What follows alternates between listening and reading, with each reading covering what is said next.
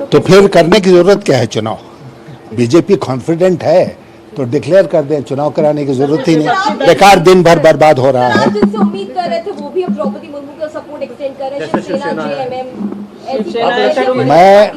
मैं एक पॉलिटिकल लड़ाई ही नहीं लड़ रहा हूँ। आप सब जानते हैं कि मैं सरकारी एजेंसियों के खिलाफ भी लड़ाई लड़ रहा हूँ। इसमें सरकारी एजेंसियाँ बहुत सक्रिय हो गई हैं और राजनीतिक दलों में तोड़फोड़ करवाने का काम कर रही हैं, लोगों को इस बात के लिए बाध्य कर रही हैं कि वो उनके पक्ष में वोट डालें, और पैसे का भी खेल हो रहा है। सर, क्या आप आज जाएंगे इस विटनेस करने के लिए? आप पार्लियामेंट जा रहे हैं आज? যশবন্ত সিনহা বিরোধীদের প্রার্থী, তিনি সাংবাদিকদের মুখোমুখি হয়েছিলেন। রাষ্ট্রপতি নির্বাচন চলছে গোটা দেশ জুড়ে। সংসদে যেমন প্রধানমন্ত্রী তিনি ভোট দিয়েছেন, ইতিমধ্যে অন্যান্য সাংসদরা তারাও ভোট দিচ্ছেন। আজ যেমন একদিকে সংসদে বাদল অধিবেশন শুরু হচ্ছে এবং বাদল অধিবেশনের দিনই রাষ্ট্রপতি নির্বাচনে ভোট দিচ্ছেন সাংসদ বিধায়করা। কিছুক্ষণ আগে যশবন্ত সিনহা তিনি বলছিলেন তার লড়াই এজেন্সির বিরুদ্ধে, যেভাবে বিভিন্ন রাজনৈতিক দলকে কোণঠাসা করার চেষ্টা করা হচ্ছে, ইডি, সিবিআই বা অন্যান্য যে এজেন্সিগুলো রয়েছে সেই এজেন্সিগুলো দিয়ে, তার বিরুদ্ধে লড়াই যশবন্ত সিনহার। এই মুহূর্তে রাজীব রয়েছে আমার সঙ্গে। রাজীব, সংসদে আজ যখন বাদল অধিবেশন শুরু হচ্ছে এবং সেই দিনই আজ রাষ্ট্রপতি নির্বাচন, যশবন্ত সিনহা কিছুক্ষণ আগে সাংবাদিকদের মুখোমুখি হয়েছিলেন। তিনি বলছেন যে তার লড়াই এজেন্সির বিরুদ্ধে। তিনি যে প্রার্থী হয়েছেন, যেভাবে বিভিন্ন রাজনৈতিক দলকে বা রাজনৈতিক নেতাদের কোণঠাসা করা হচ্ছে বিরোধীদের, তাদের প্রতিবাদে বা এজেন্সির বিরুদ্ধে তার এই লড়াই। রাজীব, একদমই, দেখো যশবন্ত সিনহার আমরা একটি সাক্ষাৎকার নিয়েছিলাম, তিনিও সেখানে একই কথা বলেছিলেন এবং তিনি একটি আশঙ্কা প্রকাশ করেছিলেন। সেই আশঙ্কার মধ্যে ছিল তীব্র কটাক্ষ। তিনি বলেছিলেন যে এমনটা হতে পারে আমি বিরোধী শিবিরের তরফে রাষ্ট্রপতি পদপ্রার্থী হয়েছি বলে এই নির্বাচন, রাষ্ট্রপতি নির্বাচনের পরদিনই আমার পেছনে সিবিআই, ইডি লাগিয়ে দেওয়া হবে না, তার গ্যারান্টি কি? অর্থাৎ তিনি বোঝাতে চেয়েছেন যে বিরোধী শিবিরকে সরকার পক্ষ যেভাবে টার্গেট করছে এবং তাতে কেন্দ্রীয় এজেন্সিগুলিকে কাজে লাগানো হচ্ছে রাজনৈতিক উদ্দেশ্য নিয়ে, এবং সেই বিষয়টি তিনি কিন্তু উস্কে দিয়েছেন। এবং তিনি বারবার বলছেন যে তার লড়াই দ্রৌপদী মুর্মুর সঙ্গে নয়, কোনো ব্যক্তি বিশেষে নয়, লড়াই কিন্তু মূল আদর্শের। এবং সেক্ষেত্রে বিরোধীরা লড়াই ছাড়া রাষ্ট্রপতি নির্বাচনে তারা যে সূচাগ্রমে তিনি ছাড়বে না, সেই কারণেই কিন্তু এই বিরোধী শিবিরের প্রার্থী দেওয়া হতে পারে। সংখ্যার হিসেবে হয়তো বিজেপি এগিয়ে রয়েছে, তিনি বারবার সে কথা বলছেন, আজকে আবার তিনি বলছেন। আর এদিকে দ্রৌপদী মুর্মু বনাম যশবন্ত সিনহার যে লড়াই, সেই লড়াই জমে উঠেছে। তার কারণ সকাল 10টা থেকে ভোট গ্রহণ শুরু হয়েছে সংসদ ভবনে এবং বিভিন্ন রাজ্যের বিধানসভায়। সেই ভোট গ্রহণ পর্বে ইতিমধ্যেই প্রধানমন্ত্রী নরেন্দ্র মোদী ভোট দিয়েছেন, অন্যান্য সাংসদরা ভোট দিতে আসছেন। এবং পাশাপাশি যে বিষয়টি তা হলো আজ থেকেই সংসদের বাদল অধিবেশন শুরু হয়েছে, আর সেই অধিবেশনও কিন্তু শুরু হয়েছে, সেই অধিবেশনের কাজও শুরু হয়েছে। একসঙ্গে বলা যেতে পারে সে সংসদ ভবনে আজকে কিন্তু একেবারে সাজস্বীয় রব। তার কারণ রাষ্ট্রপতি নির্বাচনের একদিকে ভোট গ্রহণ শুরু হয়েছে, উল্টোদিকে লোকসভা এবং রাজ্যসভার অধিবেশনও শুরু হয়েছে। একদমই রাজীব, মোট গোটা দেশে 4800 জন সাংসদ বিধায়ক তারা আজকে ভোট দেবেন। এই মুহূর্তে বিধানসভা চত্বরের ছবিটা দেখবো। বিধানসভা একে একে বিধায়করা এবং সাংসদরা তারা আসছেন। তৃণমূল কংগ্রেস, বিজেপির সাংসদ বিধায়করা তারা লাইনে দাঁড়িয়ে ভোট দিচ্ছেন। আবির আমার সঙ্গে এই মুহূর্তে সরাসরি রয়েছে, আবিরের কাছে যাবো। আবির, এই মুহূর্তের ছবিটা একটু তুলে ধরো। সাংসদ বিধায়করা তারা একে একে লাইনে দাঁড়িয়ে ভোট দিচ্ছেন পরপর।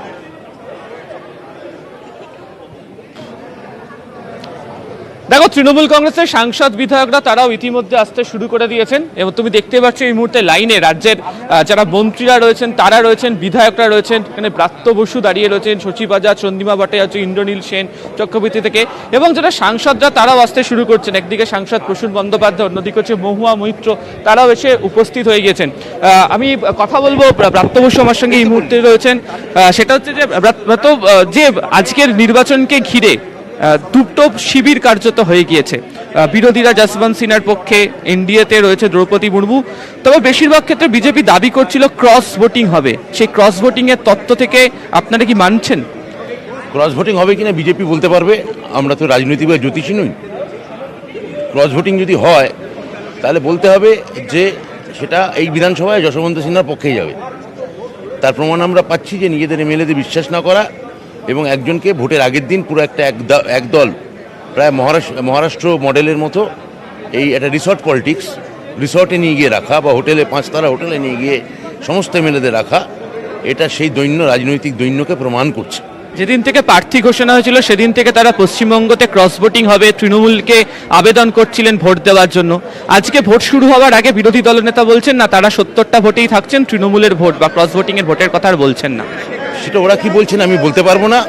আমাদের সমস্ত ভোট, আমাদের যারা বিরোধী দলের সম্মিলিত প্রার্থী শ্রী যশবন্ত সিনহা, দীর্ঘদিনের চেনা লোক, চেনা মানুষ, প্রাক্তন কেন্দ্রীয় মন্ত্রী, প্রাক্তন আইএএস অফিসার, দীর্ঘদিন ধরে কেন্দ্রীয় সরকারের ক্যাবিনেট সামলেছেন, তো তাকে তার বিশ্বস্ততা রাজনীতি সবাই জানে, তো আমরা তার পক্ষেই থাকবো। সম্প্রতি মহারাষ্ট্রের কথা আপনি বলছিলেন, যেভাবে বিভিন্ন রাজ্যের হোটেলে নিয়ে গিয়ে রাখা হচ্ছিল বিধায়কদের, রিসর্ট পলিটিক্স কি ওয়েস্ট বেঙ্গল আগে কখনো দেখেছে? না, আগে তো দেখেনি, কালকেই প্রথম দেখলো বা আজকে। তো এই আমার মনে হয় যে এই যে পলিটিক্স এটা যে হচ্ছে, এটা মহারাষ্ট্র মডেল এবং বা বিজেপি মডেল, তার এখানে পুনরাবৃত্তি হচ্ছে। এগুলো ভালো লক্ষণ নয় গণতন্ত্রের পক্ষে, এটা বলতে পারি। মানে নিজের এমএলএকে অন্তত বিশ্বাস করা উচিত। নিজেদের এমএলএকেই বিশ্বাস করা হচ্ছে না, এই অভিযোগ তুলছেন বিজেপির বিরুদ্ধে তৃণমূল কংগ্রেসের বিধায়করা, তারা তুলছেন। সকালবেলা থেকে যেমন দেখতে পাওয়া গেছিল যে বিষয় বাসে করে এখানে নিয়ে আসা হয় বিজেপি বিধায়কদের, তারা প্রথম যখন লাইনে দাঁড়িয়েছিলেন, সময় গড়ানোর সাথে সাথে এখন দেখতে পাওয়া যাচ্ছে যে তৃণমূল কংগ্রেসের মন্ত্রী, বিধায়ক, সাংসদ যারা রয়েছেন তারাও এখানে উপস্থিত হতে শুরু করেছেন। সাংসদরাও একে একে আসছেন, যেমন দেখা যাচ্ছে সাংসদ প্রসূন বন্দ্যোপাধ্যায় তিনি এখানে রয়েছেন, মন্ত্রীরা এখানে হাজির রয়েছেন, তৃণমূল কংগ্রেসের বিধায়করা তারা রয়েছেন।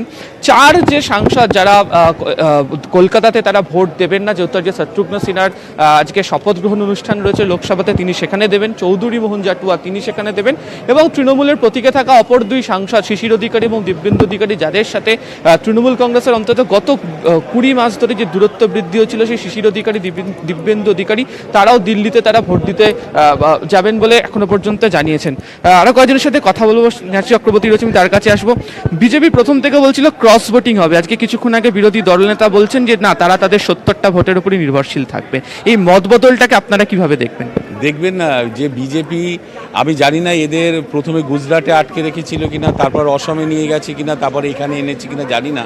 অ্যাকচুয়ালি স্বৈরাচারী শাসক তার ছায়াকে বিশ্বাস করে না, তাই বিজেপি তার নিজের এমএলএদের উপরে বিশ্বাস নেই বলে এই ধরনের কায়দা কানুন করছে, একেবারে বাক্সবন্দি করে আটকে রেখে নিয়ে আসছে। ওরা দেশের মানুষের উপরে কি ভরসা বিশ্বাস থাকবে? যারা স্বৈরাচারী শাসক তার ছায়াকে বিশ্বাস করে না, এটাই হচ্ছে ইতিহাস। এই রাজ্যের ক্ষেত্রে হোটেলে নিয়ে যাওয়া বিধায়কদের আলাদা বাসে করে নিয়ে আসা, এই ছবি আপনারা রাজনীতিতে এই রাজ্যের ক্ষেত্রে কখনো দেখেছেন? আমরা কখনো দেখিনি। বিজেপি এইসবগুলোকে আমদানি করছে, বাইরের সংস্কৃতি, বিজেপি শাসিত রাজ্যগুলো সংস্কৃতিকে এখানে আমদানি করার চেষ্টা করছে। আমাদের দেখলে এগুলোকে হাসি পায়, এছাড়া কিছুই নয়। ওদের নিজেদের দলের বিধায়কদের উপরে ভরসা নেই, কারণ বিজেপি যেভাবে দেশ চালাচ্ছে তাতে আদিবাসী, দলিত এবং জনজাতি গোষ্ঠীর মানুষ বিজেপি শাসিত রাজ্যগুলোতে রীতিমতো অত্যাচারিত। তাদের জন্য আলাদা করে এদের কোনো ডেভেলপমেন্ট নেই। তাহলে শুধুমাত্র প্রার্থী দিয়ে তো চমক সৃষ্টি করা যায় না। আর খেয়াল করে দেখবেন ভারতের সংবিধান সম্মত যে স্থিতি ছিল সেগুলোকে এরা ভেঙে দিচ্ছে। মানুষের ভাষা, মানুষের খাদ্যাভ্যাস, মানুষের সংস্কৃতির ওপরে নিজস্ব মত চাপিয়ে দেওয়া, অর্থাৎ গণতন্ত্রটাকে এরা অনেকটা খর্ব করে দিচ্ছে, লুট করছে। এটা একটা বড় চ্যালেঞ্জ আমাদের সামনে। দেখো, আজকে প্রার্থী সাংসদরা এখানে এসে আছেন, মহুয়া মৈত্র রয়েছেন। এই দুটো প্রশ্ন, সেটা হচ্ছে যে বিজেপি বিধায়কদের হোটেলে রাখা, আলাদা করে নিয়ে আসা, কোনো কমেন্ট নেই। প্রথম থেকে বলছিলেন তারা ক্রস ভোটিং করবেন, আজকে বলছে ক্রস ভোটিং হবে। আমার কোনো কমেন্ট নেই, এটা বিজেপির প্রশ্ন, তাদের জিজ্ঞেস করুন। এই যে সরে আসা, অবস্থান বদল, ওদের জিজ্ঞেস করুন, ওদের অবস্থান, ওদের সরা, ওদের জিজ্ঞেস করুন, আমার কিছু বলার নেই। ফলে তুমি দেখছো যে সকাল থেকে যখন বিজেপির বিশেষ করে প্রচারের শুরু থেকেই যখন তৈরি হচ্ছিল, তখন যখন বিজেপির যারা এখানকার যারা শীর্ষ নেতৃত্ব, তারা বারবার ধরে তারা আত্মবিশ্বাসের সাথে বলছিলেন যে তৃণমূল কংগ্রেসের ভোটও তারা পাবেন। এই বিষয় নিয়ে তারা চিঠিও দিয়েছিলেন সাংসদদেরকে, বিধায়কদেরকেও ভোট দেওয়ার জন্য আবেদন করেন। আজকে সকালেও দেখতে পাওয়া যায় যে ছবিতে বেশ যখন তৃণমূল কংগ্রেস বা শাসক দলের বিধায়করা যখন ঢুকছেন, তখনও তারা মন্তব্য করছিলেন যেন তাদের পক্ষেই ভোট দেয়। যদিও বেলা বাড়ার সাথে সাথে বা বলা ভালো ভোট শুরু হওয়ার সাথে সাথে সেই অবস্থা বা বক্তব্যতে বদল এসছে, এবং এই বক্তব্যের বদলে আসলে নিজেদের দলের প্রতি আস্থা না থাকার বিষয়টাকেই পাল্টা আক্রমণের সুরে নিয়ে আসছে হচ্ছে তৃণমূল কংগ্রেস, এবং সেই বক্তব্যই তৃণমূল কংগ্রেসের নেতাদের গলা থেকে উঠে আসছে। একদম, আমি তোমাদের সঙ্গে থেকে আমি আবার আসবো তোমার কাছে। শুভেন্দু অধিকারী তিনি বলেন যে 70 জন বিধায়কেরই সমর্থন প্রয়োজন, অন্য কারো সমর্থন প্রয়োজন নেই। কি বলেছেন শুভেন্দু অধিকারী আজ শোনাবো। আমরা কারো ভোট চাই না, আমাদের 70 জন ভোট দেবে একসঙ্গে। 70 জন আমরা ইনট্যাক্ট আছি, সবাই এসে গেছে। 70% ভোট দ্রৌপদী মুর্মু পাবে, জনজাতি জিতবে। রাষ্ট্রপতি নির্বাচন, তৃণমূল কংগ্রেসের বিধায়ক সাংসদরা লাইনে দাঁড়িয়ে ভোট দিচ্ছেন, সঙ্গে বিজেপি বিধায়করাও তারা লাইনে দাঁড়িয়ে রয়েছেন, এক একে ভোট দিচ্ছেন। আমি এই মুহূর্তে উজ্জ্বলের কাছে যাব। উজ্জ্বল এই মুহূর্তে বিধানসভা ছবিটা একটু তুলে ধরবে। উজ্জ্বল,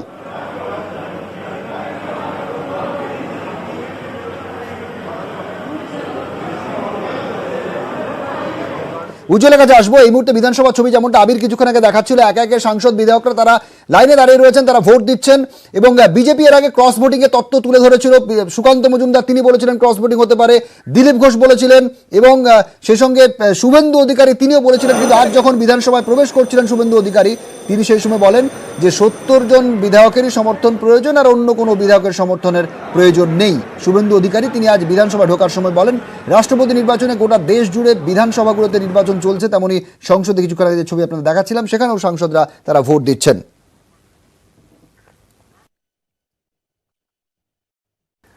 রাষ্ট্রপতি নির্বাচন চলছে, ভোট দিচ্ছেন সাংসদ বিধায়করা। পশ্চিমবঙ্গ বিধানসভায় সেখানেও তৃণমূল কংগ্রেসের সাংসদ বিধায়করা তারা লাইনে দাঁড়িয়ে রয়েছেন, বিজেপির সাংসদ বিধায়করা তারাও লাইনে দাঁড়িয়ে রয়েছেন ভোট দেওয়ার জন্য। এই মুহূর্তে আমার সঙ্গে সরাসরি প্রতিনিধি উজ্জ্বল রয়েছে। উজ্জ্বল, বিধানসভায় এই মুহূর্তের ছবিটা ঠিক কি? বিজেপি সাংসদ বিধায়করা তারাও ভোট দেওয়ার জন্য লাইনে দাঁড়িয়ে রয়েছেন। দেখো, তোমাকে সেই ছবি একবার দেখানোর চেষ্টা করবো যে যে ছবিটা দেখা যাচ্ছে এখানে কিন্তু বিজেপির যে বিধায়ক তারা প্রথমেই লাইন দিয়েছে, এবং সেই ছবি একটু সামনে থেকে যদি আমরা দেখি সেখানে দেখতে পাবো যে প্রথম থেকেই কিন্তু বিজেপি সকাল সকাল তারা চলে এসেছেন, এবং যেভাবে তারা এখানটা দাঁড়িয়ে রয়েছেন, এখানটা প্রথম দিকে যা দাঁড়িয়ে রয়েছেন আমরা কথা বলার চেষ্টা করব। এখানে অগ্নিমিত্রা পল রয়েছেন, তার সঙ্গে কথা বলবো। দিদি একটু আমাদের সঙ্গে একটু কথা বলবো একটু এদিকে।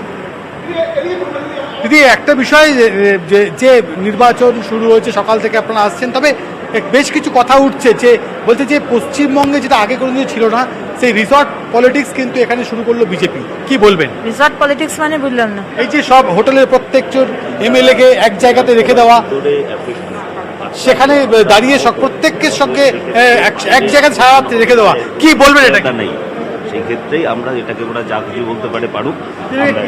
হোটেলে সবাইকে একসঙ্গে রেখে দেওয়া, কি বলবেন? না, হোটেলে রাখার সাথে মানে এটা তো কোনো সম্পর্ক নেই। হোটেলে রাখা হয়েছে কারণ বাইরে থেকে, নর্থ বেঙ্গল থেকে, দূর দূর জেলা থেকে যারা এসেছেন তারা সবাই একসাথে থাকবেন সেই জন্য।